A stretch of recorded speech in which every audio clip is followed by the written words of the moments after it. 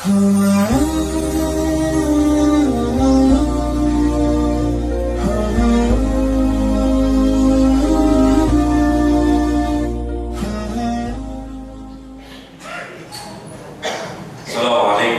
warahmatullahi wabarakatuh.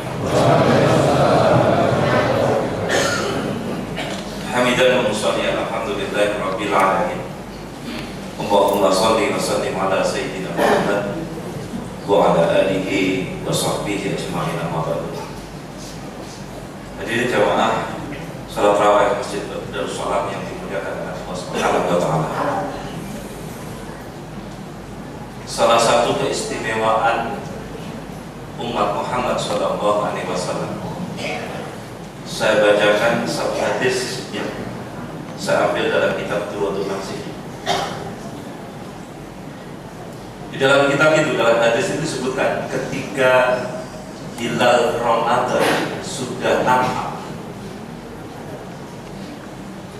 penduduk langit, arsy, kursi dan para malaikat itu berteriak,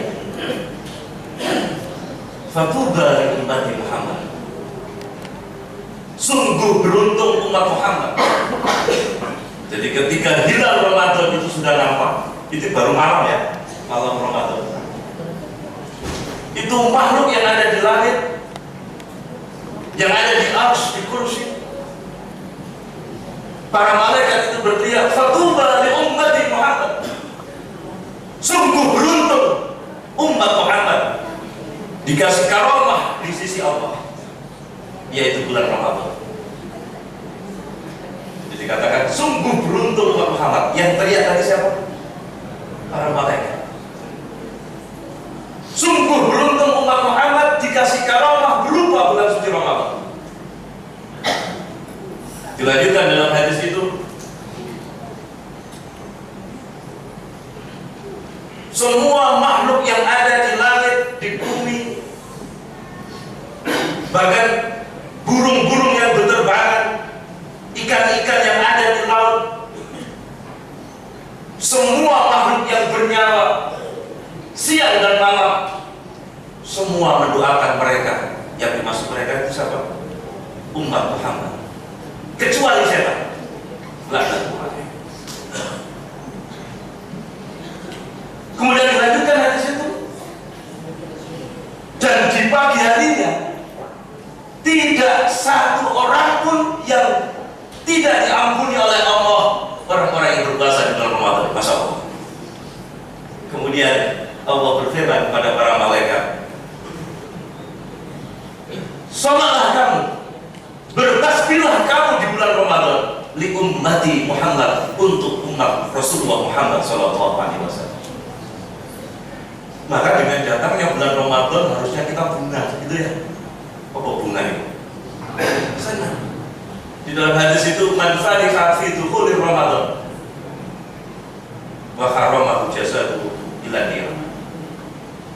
Barang siapa yang gembira dengan datangnya bulan Ramadan, maka Allah mengharamkan jasadnya dari api neraka. Tapi ada di antara umat Muhammad, begitu Ramadan, waduh kosong neng. Ada yang kayak gitu. Oh ini kok. Jadi gembira saja. Itu Allah sudah kasih ganjaran yang begitu luar biasa. Gembiranya apa? Dia menyiapkan dirinya, jiwanya, raganya bersiap-siap di bulan Ramadan. Kalau di Jawa biasanya ada megengan, ya, pernah dengar megengan? Mereka saling bersedekah, mengirim tetangga kanan kiri, saling mendoakan mudah-mudahan menangi bulan suci.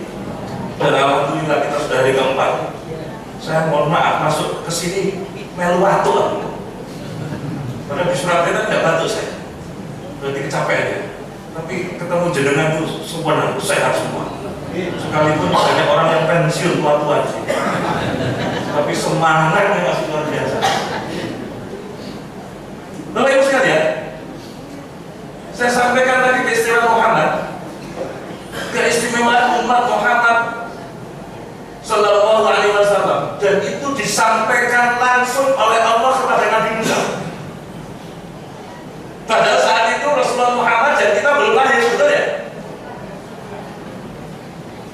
Disampaikan oleh Allah kepada Nabi Musa, aku beri umat Muhammad itu 2 cahaya untuk mengatasi 2 kegelapan. Kemudian Nabi Musa bertanya, apa 2 cahaya itu ya Rob? Karena itu tidak dikasihkan pada umat Nabi Musa. 2 cahaya itu adalah Nur Ramadan dan Nur Al-Quran. 2 cahaya itu aku berikan kepada umat Muhammad, yaitu cahaya Ramadan dan cahaya Al-Quran. Kemudian Nabi Musa alaihissalam bertanya lagi, 2 kegelapan apa yang diantisipasi oleh 2 cahaya itu ya Allah? Maka kemudian Allah mengatakan, 2 cahaya yang aku berikan kepada umat Muhammad, yaitu cahaya Ramadan dan cahaya Al-Quran, agar umat Muhammad mengatasi kegelapan kubur dan kegelapan yaumul qiyamah. Para malaikat mengepakkan sayapnya di antara barisan kita ini, dan mereka mendoakan orang-orang yang hadir di dalam majelis ilmu. Luar biasa benar. Nanti ditanya malaikat oleh Allah di Masjid Darussalam sebelum tarawih ada majelis ilmu, apa saja yang diminta hambaku disebut oleh malaikat. Makanya nanti Anda berdoa sesuai dengan hajatnya masing-masing. Semuanya akan aku kabulkan. Loh, kenapa enggak? Tadi malam kamu kemana? Ke Masjid Darussalam. Rodok metu titik ke Badan LNG di kono perumahan akeh pensiunane. Betul ya? Tapi sing ngaji bok apa begini? Penuh. Kemudian ditanya, apa saja yang diminta hamba wahai malaikat? Mereka-mereka yang hadir di majelis ilmu, di taman-taman surga. Dalam bahasa hadis disebut dengan riyadul jannah. Disebutkan satu persatu oleh malaikat. Kemudian malaikat itu ada yang protes, ada yang hadir ya Allah, lungguh pojokan, sendepet, terus watuk-watuk, ngantuk mana? Apakah doanya sama? Sama, semuanya akan aku kabulkan. Loh, enak mana? Ya sudah, silakan sampai tidur. Kan doanya sama. Allahumma sholli ala Muhammad. Gimana lanjut? Karena ada tulisannya nih 20 menit. Kecuali sampai stopin ya. Yang kedua, apa 7 kemuliaan itu? Imam Abdullah As-Samarqandi yang menulis kitab Tarbiyul Ghafilin, orang-orang yang berada di majelis ilmu, 1, dia mendapatkan kemuliaan orang yang belajar. Didoakan siapa tadi? Malaikat. Tuh, enak apa enggak? Masuk ilmu ini gitu. Yang kedua, mengekang laku dosa sepanjang dekat dengan orang yang berilmu. Jadi menjaga kita agar tidak berbuat dosa sepanjang kita duduk di majelis ilmu. Betul apa enggak? Kemuliaan yang kedua. Yang kedua ketiga ya. Tadi didoakan malaikat masih itu apa enggak? Masuk, berarti berapa? Bisa sampai catat dulu. Biasanya umat Islam itu kalau ngaji nggak tahu nyatet, ya. Saya tuh kalau di Boyo, santri saya tuh kalau nggak nyatet, saya tuh ngomong kayak gini. Imam Al-Ghazali itu kalau belajar sama sesehnya di Mesir sana, dia nggak pernah nyatet, tapi dia dengar, dia perhatikan. Saking seringnya kayak gitu, padahal dia bukan tidak nyata, sampai di rumah dia baca lagi, dia buka kitabnya, kemudian dia tulis ulang, kemudian dia coba ajarkan pada orang lain seperti mau mengajarkan pada orang lain. Saking seringnya kayak gitu, kemudian dia ditanya oleh teman-temannya, gila kamu, setiap belajar kamu tidak nyata gitu kan. Akhirnya saking dinyinyirin itu, teman-temannya dikumpulin, coba kamu kumpulkan, silakan kamu bertanya 2 minggu pelajaran 2 minggu yang lalu. Semua pertanyaan temannya bisa dijawab. Bahkan yang tidak ada di catatan, yang diterangkan oleh sang syekh itu mampu dia jawab. Maka kalau ada santri saya di Lirboyo itu nggak nulis, nggak nyadar, saya harus sudut. Siapa tahu di antara kalian memang makomnya Imam Al-Ghazali. Wah, ternyata di sini banyak juga makomnya Imam Al-Ghazali. Muhammad Shallallahu Alaihi Muhammad. Gimana? Lanjut. Saya ini sudah 5 menit 10 menit. Jadi kalau di Surabaya, kalau kelamaan ceramah ini nyala. Nunggu gitu.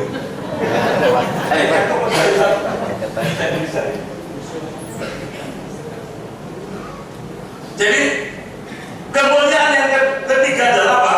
Memegang laku dosa sepanjang dia dekat dengan orang yang berilmu, sepanjang dia duduk di majelis ilmu. Yang keempat, ketika berdampingan dengannya, maka dia memperoleh rahmat yang diberikan kepada ulama tersebut. Jadi tidak hanya didoakan oleh malaikat, ulama yang menyampaikan materi tadi itu mendapatkan rahmat dari Allah, dan itu juga diberikan kepada rahmat oleh Allah orang-orang yang hadir di majelis itu. Luar biasa, amin. Jadi tidak ada alasan untuk dipuji, ya, sama saja. Yang kelima, ditulis oleh malaikat.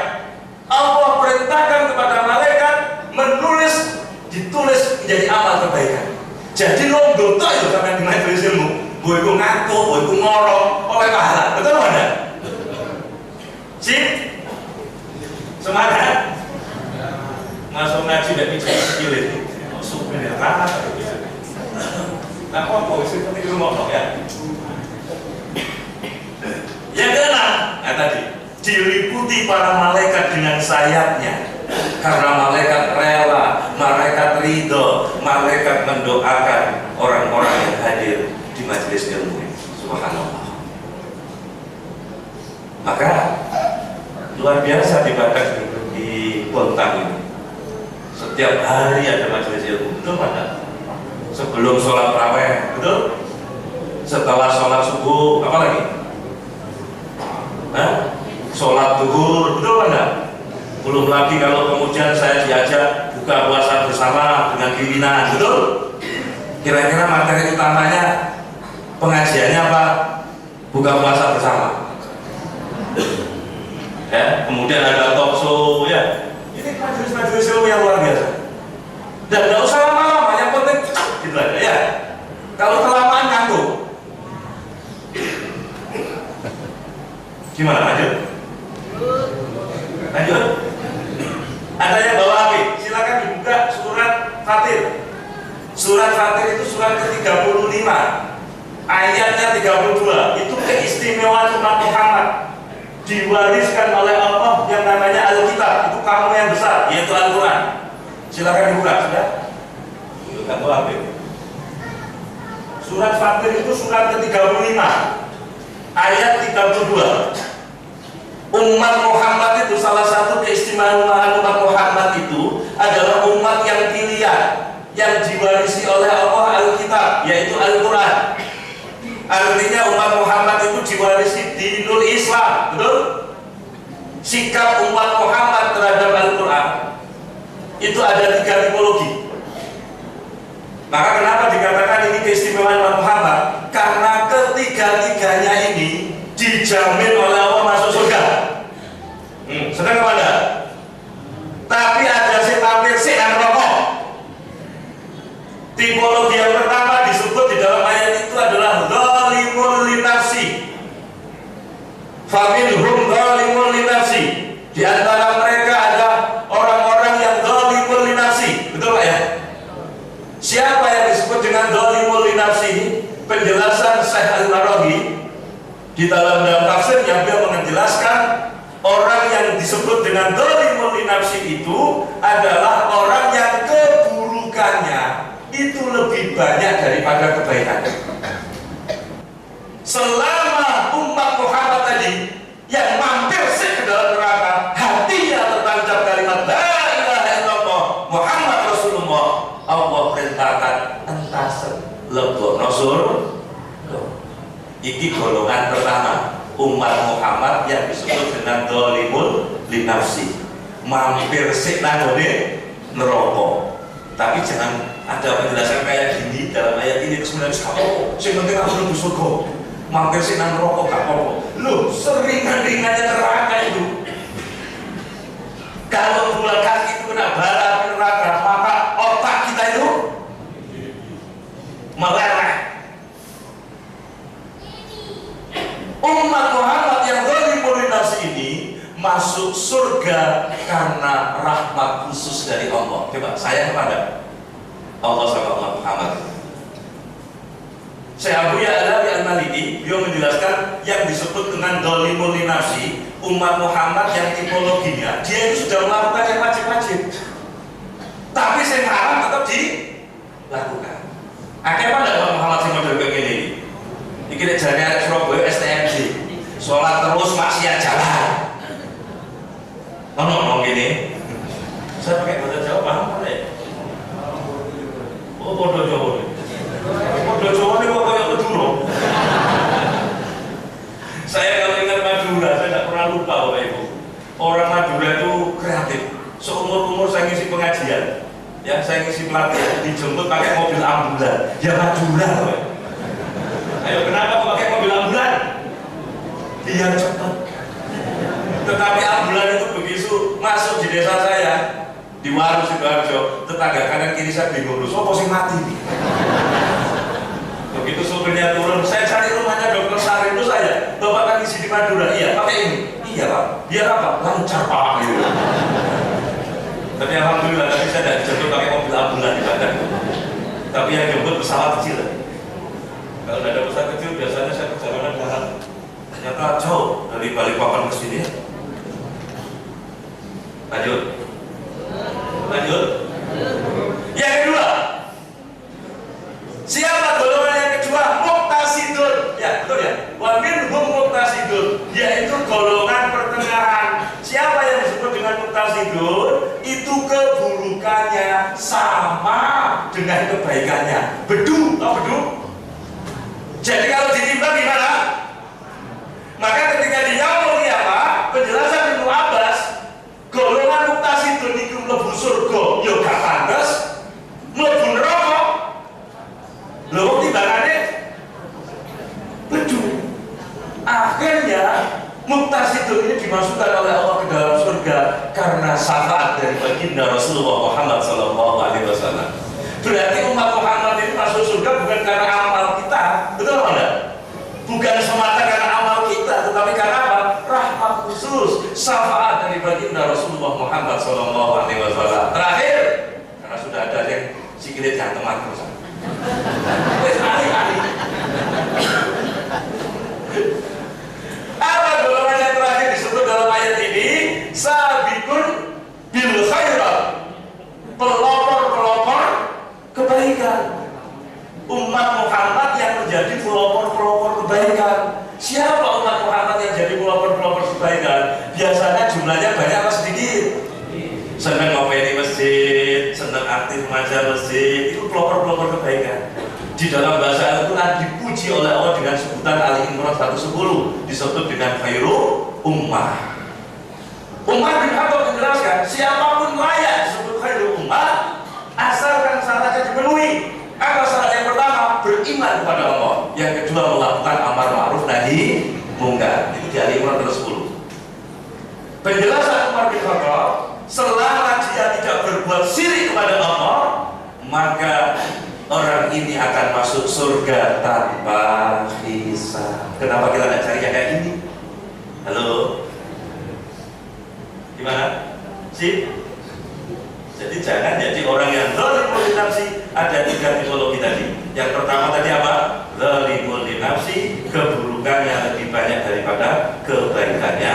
Yang kedua adalah muqtasid, pertengahan, keburukan dan kebaikannya itu sama. Kalau sabiqun bil khairat, itu orang yang jadi pelopor-pelopor kebaikan dan dia berusaha sekuat tenaga, kebaikannya lebih banyak daripada keburukannya. Jadi ternyata kesimpulannya umat Muhammad masuk surga semua kan? Ada yang mampir sih, ada yang karena syafaat dari Rasul, ada yang masuk surga tanpa hisab. Pilih yang mana? Maka pentingnya ilmu, pentingnya ngaji. Mungkin ini yang bisa saya sampaikan, biar kaki Anda tidak dipukul-pukul terus. Mudah-mudahan ngaji kita ini bermanfaat, ilmunya berkah. Aku qouli hadza, astagfirullahaladzim. Wassalamualaikum warahmatullahi wabarakatuh.